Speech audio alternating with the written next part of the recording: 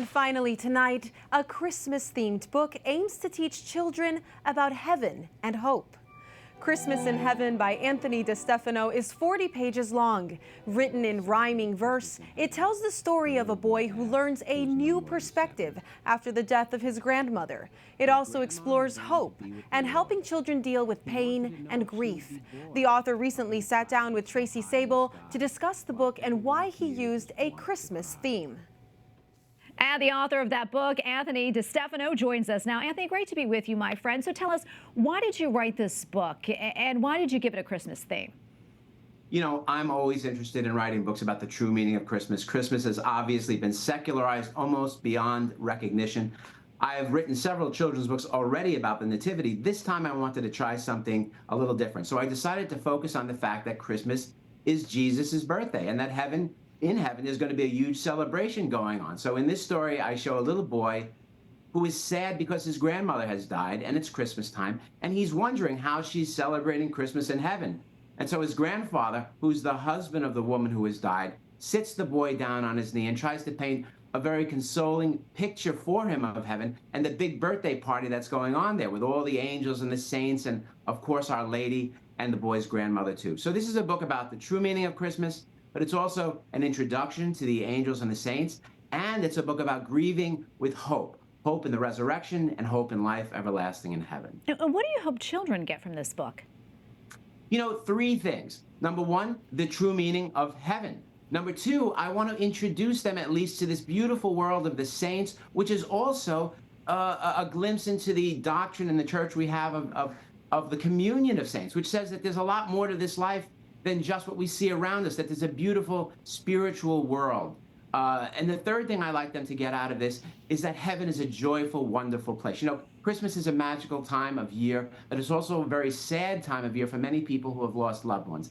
I like to impress upon children that even if people have died in their lives, you know, Christmas can still be joyful because those loved ones hopefully are in heaven or are on their way to heaven, and someday we will see them again. I tell my atheist friends, the difference between Christians and unbelievers isn't that Christians suffer and grieve any less than them. It's that we suffer and grieve with hope. That's the main message that I like to get across to readers. Yeah, and you mentioned a number of saints in the book. Tell us about some of the saints that you mentioned and why you picked them.